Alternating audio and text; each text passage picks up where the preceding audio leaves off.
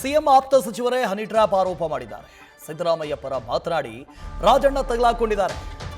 ಆದರೂ ಸಿದ್ದರಾಮಯ್ಯ ರಾಜಣ್ಣನವರ ರಕ್ಷಣೆಗೆ ಬಂದಿಲ್ಲ.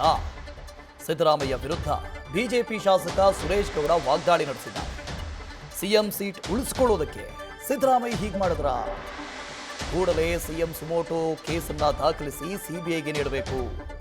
ರಾಜಣ್ಣನವರು ಸಿಎಂ ಬಳಿ ಮಾತನಾಡಬೇಕಿತ್ತಂತೆ ಅಂತ ಸುರೇಶ್ ಗೌಡ ಹೇಳಿದ್ದಾರೆ.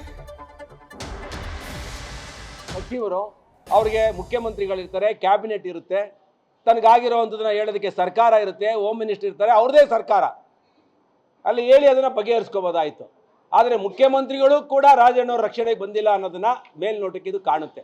ಯಾಕೆಂದರೆ ಇವತ್ತು ಏನಾದರೂ ಹನಿ ಟ್ರ್ಯಾಪ್ ಮತ್ತೊಂದು ಇವತ್ತು ರಾಜಣ್ಣವ್ರಿಗೆ ಕಷ್ಟ ಬಂದಿದೆ ಅಂತ ಹೇಳಿದ್ರೆ ಬಿಕಾಸ್ ಆಫ್ ಸಿದ್ದರಾಮಯ್ಯ. ಯಾಕೆಂದರೆ ಎಲ್ಲ ಸಂದರ್ಭದಲ್ಲೂ ಸಿದ್ದರಾಮಯ್ಯನವ್ರು ರಕ್ಷಣೆ ಮಾಡ್ತಿದ್ರು. ಇವರೇ 5 ವರ್ಷ ಕಂಟಿನ್ಯೂ ಆಗ್ತಾರೆ.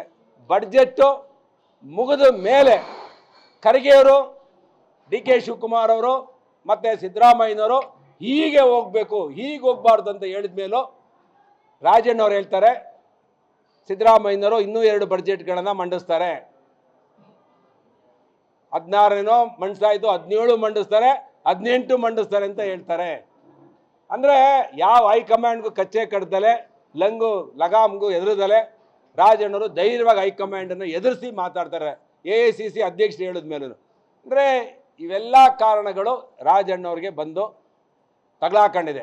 ನಾನಿವತ್ತು ಇಲ್ಲಿ ಹೋಮ್ ಮಿನಿಸ್ಟ್ರು ಇದ್ದಾರೆ, ನಮ್ಮ ಗೌರವಾನ್ವಿತ ಪರಮೇಶ್ ಸಾಹೇಬರು ಇದ್ದಾರೆ. ನಾನಿವತ್ತು ಇಲ್ಲಿವರೆಗೂ ಸುಮೋಟೋ ಕೇಸನ್ನು ತಗೊಂಡು ಈ ತನಿಖೆ ಮಾಡಬೇಕಾಯ್ತು. ಇದು one of the biggest sex scandal in the Congress government. It's a biggest sex scandal in the Congress government.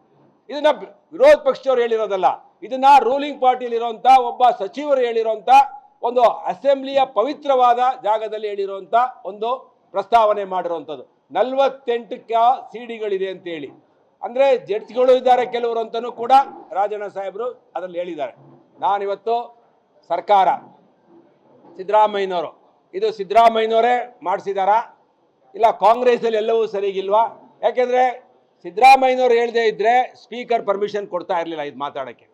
ಯಾಕೆಂದರೆ ಇದು ಹೌಸಲ್ಲಿ ಮಾತಾಡೋವಂಥ ವಿಷಯಗಳು ಅಲ್ಲ. ಇದು ಒಬ್ಬ ಕ್ಯಾಬಿನೆಟ್ ಸಚಿವರು ಮಾತಾಡೋವಂಥದ್ದು ಕ್ಯಾಬಿನೆಟಲ್ಲಿ ಮಾತಾಡ್ತಾರೆ, ಇಲ್ಲ ಮುಖ್ಯಮಂತ್ರಿಗಳದ್ದು ಪರ್ಸ್ನಲ್ ಆಗಿ ಮಾತಾಡ್ತಾರೆ, ತನಿಖೆಗೆ ಆದೇಶ ಮಾಡ್ತಾರೆ. ಇದು ಯಾಕೆ ಇದು ಮುನ್ನೆಲೆಗೆ ಬಂತು?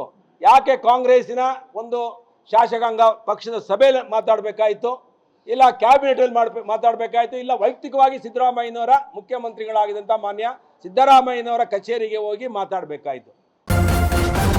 ನ್ಯೂಸ್ ಫಸ್ಟ್ ನಿರ್ಭೀತಿಯಿಂದ ನಿಮ್ಮ ಪರವಾಗಿ.